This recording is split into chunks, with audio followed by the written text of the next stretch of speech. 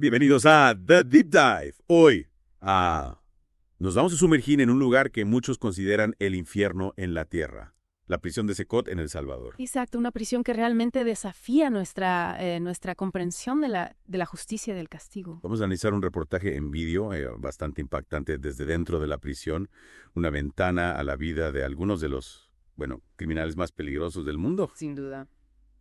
Empecemos por el contexto, ¿no?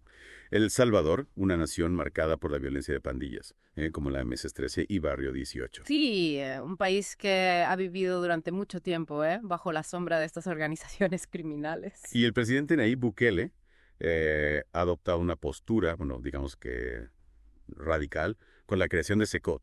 Una prisión de máxima seguridad diseñada para, contener a los elementos más peligrosos de la sociedad. Entonces, ¿qué nos revelan nuestras fuentes este reportaje en vídeo sobre esta prisión? Bueno, para empezar, la seguridad es extrema. Sí, eso salta a la vista. Muros de hormigón de 11 metros, cercas electrificadas, un ejército de guardias, soldados, policías. Secot es una fortaleza. Casi inexpugnable, ¿no? Sin duda. El reportaje habla de detectores de metales, escáneres de rayos X, registros corporales completos, medidas que, parecen sacadas de una película. Es que es necesario entender el historial de las pandillas en El Salvador, su astucia para introducir contrabando en las prisiones. Claro, han tenido mucha experiencia en eso. Exactamente. Secot está diseñado para erradicar esa posibilidad.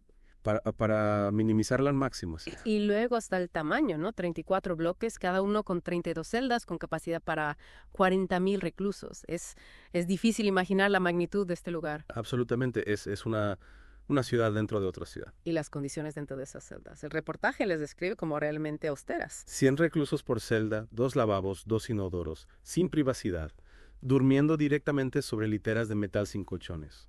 Es una realidad muy, muy dura, ¿no? Estar sometido a una vigilancia constante, con iluminación las 24 horas, cámaras, guardias observando desde arriba, debe ser opresivo. Sin duda, una experiencia deshumanizante. Incluso algo tan básico como comer está controlado. Los reclusos comen con las manos para evitar que fabriquen armas con los cubiertos. Cada detalle está pensado para mantener el control, para evitar cualquier tipo de violencia. Exactamente, la seguridad es la prioridad absoluta. Y hablando de control, lo que me resulta realmente impactante es que, antes el gobierno separaba las pandillas en diferentes prisiones, pero en Secot. Ahí está la gran diferencia. Los miembros de pandillas rivales comparten las mismas celdas. ¿Cuál es la lógica detrás de esta decisión? Sí, es una pregunta intrigante, ¿no? En el vídeo se ve claramente a miembros de la MS-13 y Barrio 18 confinados juntos. Y lo sorprendente es que no se ven signos de pandillas evidentes ni agresiones. Aparentemente, al menos en el vídeo, hay una especie de calma tensa. Es extraño, ¿no? Teniendo en cuenta su reputación, su historial de violencia, ¿qué crees que está sucediendo? Podríamos especular que el gobierno busca suprimir la identidad de las pandillas, obligando a estos rivales a coexistir. Una especie de experimento social. Podría ser, sí. ¿Y cómo es la vida diaria dentro de Secot? El reportaje nos describe una rutina extremadamente limitada. ¿En qué sentido? 30 minutos de ejercicio o estudio bíblico. ¿Y el resto del tiempo? Las 23 horas y media restantes encerrados en sus celdas. 23 horas y media. Sí, es un régimen de aislamiento casi total. La dieta que describe el reportaje, a base de arroz, pasta y tortillas sin carne. Una dieta muy básica, sí. Parece un castigo en sí misma. Lo es, sin duda. A esto se suma el aislamiento, la privación sensorial. El reportero habla de un silencio inquietante, la falta de calor o ventilación. Una experiencia, deshumanizante. Totalmente. Estoy hablando de deshumanizante. La descripción de la celda de aislamiento es, escalofriante. Oscuridad total. Una losa de hormigón como cama. Un único agujero para la luz y la ventilación. El reportero pidió ser encerrado en esa celda para experimentar el eco, el aislamiento. Eso nos da una idea de la intensidad de la experiencia. Sin duda, es un lugar diseñado para romper la voluntad de cualquiera. Incluso las audiencias judiciales se realizan a través de videollamadas dentro de la celda de aislamiento. No hay escapatoria. Es un recordatorio constante de la gravedad de sus crímenes. De que están ahí por una razón, sí. Y el reportaje nos recuerda algunos de sus crímenes, ¿no? El incendio de un autobús en 2010, donde 17 pasajeros fueron quemados vivos. Una anciana a la que le cortaron las manos por no pagar la extorsión. La masacre de 2022 de 62 personas inocentes. Son actos de una brutalidad difícil de comprender. Nos muestran la escala y el impacto de la violencia de las pandillas en El Salvador. Un contexto que, bueno, que ayuda a comprender la situación actual, las medidas que se están tomando. La entrevista con Marvin Ernesto Medrano Vázquez, alias Pico, miembro de la MS-13, sentenciado a 100 años. Una entrevista realmente impactante. Entrar en la mente de alguien que ha estado tan inverso en la cultura de las pandillas. Pico se unió a la pandilla siendo muy joven. ¿Qué edad tenía? El reportaje no lo especifica, pero por lo que cuenta debía de ser un adolescente. El proceso de iniciación que describe, tener que matar a un número determinado de personas. Es escalofriante. Y el hecho de no saber si sus padres siguen vivos. La tragedia personal que lo llevó a la pandilla, buscando venganza. Su madre fue asesinada por miembros de una pandilla rival. Es desgarrador. Admite haber matado a 30 personas. 30 personas. Es una cifra que cuesta asimilar. Su juventud pone de manifiesto la táctica de las pandillas de reclutar a niños, ¿no? De perpetuar el ciclo de violencia. Exactamente, es un problema que se hereda de generación en generación. Ahora, con los cambios legales en El Salvador, la simple pertenencia a una pandilla es un delito. Las reglas del juego han cambiado, sí. Es interesante observar el remordimiento de Pico en la entrevista, su reconocimiento de que sus acciones fueron en vano. Es como si la realidad de Secot, la dureza de su situación, le hubiera hecho ver las cosas de otra manera. Enfrentando las consecuencias de sus actos, ¿no? Sin duda. Pero no podemos olvidar al personal de la prisión, a quienes trabajan en este entorno de alta seguridad. Claro, ellos también forman parte de esta historia. El reportaje menciona que trabajan en turnos de living con comodidades en el lugar como gimnasios y barberías para mitigar el estrés. Intentan crear un ambiente lo más normal posible dentro de la normalidad de Secot. Y aún así usan máscaras para ocultar su identidad por miedo a las represalias de las pandillas. El miedo se extiende mucho más allá de los muros de la prisión. Afecta a sus familias, a su vida fuera de Ziot. Es un recordatorio de que las consecuencias de la violencia, de la delincuencia, no se limitan a los implicados directamente. La visita del reportero a la armería de la prisión. Toda esa exhibición de armamento no letal y letal. Es impactante, sí. Y la experiencia del reportero al ser esposado, sentir el peso de los grilletes, nos transmite una idea visceral del control que se ejerce en Secot. El control, la seguridad son los pilares de este sistema. El contraste entre la realidad actual de Secot y el poder que antes ostentaban las pandillas en El Salvador. Es un cambio radical, sí. Pero es un cambio positivo. ¿Son realmente efectivos los métodos de Bukele? Esa es la gran pregunta, ¿no? En la próxima parte de este Deep Dive seguiremos explorando estas cuestiones, analizando el impacto psicológico de las medidas de Bukele, tanto los reclusos como los guardias, y debatiremos sobre la eficacia de Secot para desmantelar la cultura de las pandillas. Un tema apasionante, sin duda. No se lo pierdan. Secot, como hemos visto, es un lugar diseñado para la máxima seguridad y control. Sin duda. Pero, ¿qué ocurre con la mente humana en un entorno tan extremo? Claro, esa es la gran pregunta, ¿no? Me intriga el impacto psicológico a largo plazo de las medidas de Bukele, tanto en los reclusos como en los guardias. Es una pregunta crucial. Por un lado, tenemos a estos hombres, muchos de ellos culpables de crímenes terribles, sometidos a un aislamiento extremo, privación sensorial, una rutina monótona. ¿Cómo afecta esto a su psique? Claro, los convierte en personas más violentas o por el contrario, quiebra su espíritu.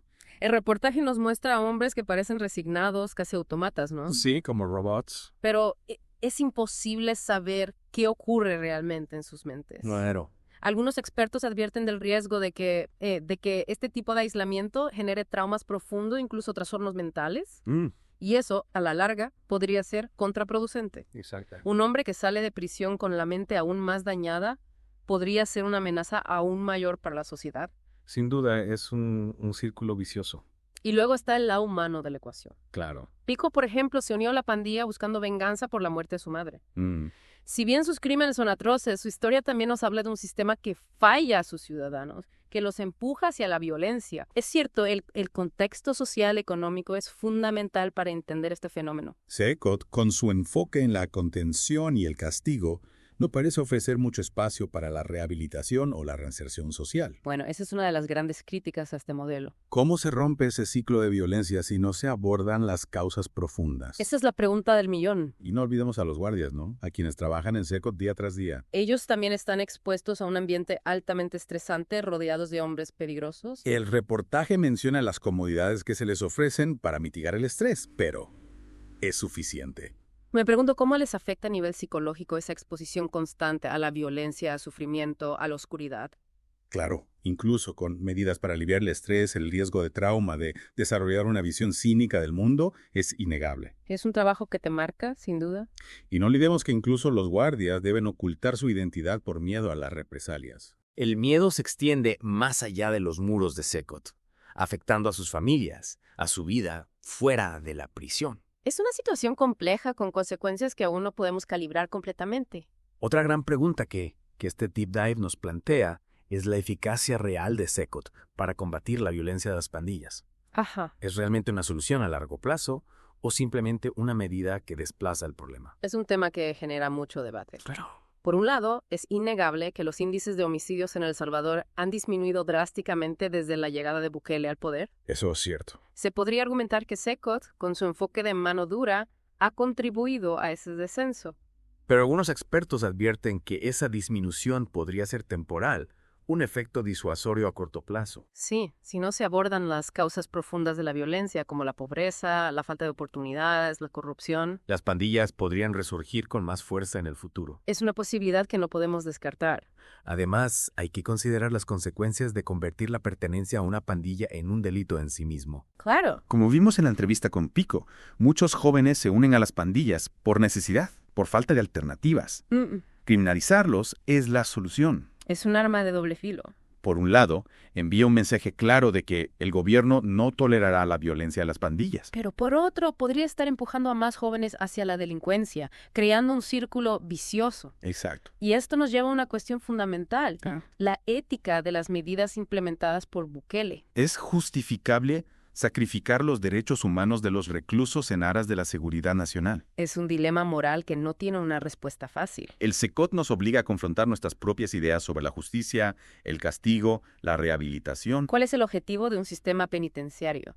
Castigar, disuadir, rehabilitar. En el caso de SECOT, el enfoque parece centrarse en la contención y el castigo. Y esto plantea serias dudas sobre la posibilidad de reinserción social de los reclusos. ¿Qué futuro les espera a estos hombres una vez que cumplan sus condenas, si es que alguna vez salen? Muchos de ellos tienen sentencias de cientos de años, lo que significa que probablemente morirán en SECOT. ¿Qué impacto tendrá este sistema penitenciario en la sociedad salvadoreña a largo plazo? Es una pregunta que solo el tiempo podrá responder. Lo que sí sabemos es que El Salvador está llevando a cabo un experimento social a gran escala, con consecuencias que aún no podemos predecir. El mundo observa con atención, y las decisiones que tome Bukele tendrán un impacto no solo en su país, sino en la forma en que otros países abordan el problema de la violencia y la delincuencia. En la última parte de este Deep Dive analizaremos algunas de las posibles consecuencias del enfoque de Bukele, tanto en El Salvador como a nivel global. Y reflexionaremos sobre las preguntas éticas que este caso nos plantea. No se lo pierdan. Hemos explorado las entrañas de SECOT, analizado las estrategias de Bukele y reflexionado sobre el impacto psicológico en los reclusos y los guardias, pero la pregunta que sigue resonando es ¿a dónde nos lleva todo esto? Es la pregunta clave, ¿no? Este Deep Dive nos ha confrontado con la crudeza de la realidad en SECOT, pero también nos ha planteado más preguntas que respuestas. Total. Y eso, en cierto modo, es lo que lo hace tan fascinante. Sí, una de las cosas que me ha hecho reflexionar es la ética de este enfoque. ¿Hasta qué punto es justificable sacrificar los derechos humanos de los reclusos en aras de la seguridad nacional? Es un debate complejo sin respuestas fáciles. Claro, algunos argumentan que el fin justifica los medios, que la dureza de SECOT es necesaria para combatir la violencia extrema de las pandillas. Otros, sin embargo, denuncian la violación de los derechos humanos básicos, la falta de rehabilitación y la deshumanización de los reclusos. El reportaje, como hemos visto, nos muestra ambas caras de la moneda. Vemos la brutalidad de los crímenes cometidos por estos hombres, pero también su humanidad, su vulnerabilidad es un recordatorio de que incluso los criminales más peligrosos son seres humanos con historias complejas detrás de sus actos. Y esto nos lleva a una pregunta fundamental. ¿Cuál es el propósito de un sistema penitenciario? ¿Se trata simplemente de castigar o también de rehabilitar, de ofrecer una segunda oportunidad? En el caso de SECOT, la balanza parece inclinarse hacia la contención, y el castigo con pocas opciones para la reinserción social. Exacto. Y esto nos lleva a otra gran interrogante. ¿Cuáles serán las consecuencias a largo plazo de este enfoque? ¿Logrará El Salvador erradicar la violencia de las pandillas o, por el contrario, creará una generación de hombres aún más traumatizados y resentidos? Es difícil predecir el futuro, pero lo que sí sabemos es que las decisiones que se tomen hoy tendrán un impacto duradero en la sociedad salvadoreña. SECOT es un experimento social a gran escala, y el mundo observa con atención para ver qué resultados produce. Y más allá de El Salvador, creo que este caso nos invita a reflexionar sobre cómo las sociedades en todo el mundo abordan el problema de la delincuencia y la violencia. ¿Es la mano dura la única solución? ¿A qué costo? Son preguntas que debemos plantearnos con seriedad. Estoy de acuerdo, este deep dive nos ha llevado a un lugar oscuro y complejo, pero también nos ha desafiado a pensar críticamente, a cuestionar nuestras propias creencias sobre la justicia y el castigo. Y eso, en última instancia, es lo que hace que un deep dive como este sea tan valioso. No se trata solo de aprender hechos, sino de ampliar nuestra perspectiva, de comprender las complejidades del mundo y de nosotros mismos. Y si este episodio te ha hecho reflexionar, te invitamos a compartir tus ideas en los comentarios. Nos encantaría escuchar tu opinión. Y por supuesto, no olvides suscribirte al canal y activar las notificaciones para no perderte en nuestros próximos deep dives. Siempre hay nuevos mundos por explorar, nuevas preguntas por responder. Hasta la próxima y gracias por acompañarnos en esta inmersión en la realidad de SECOT.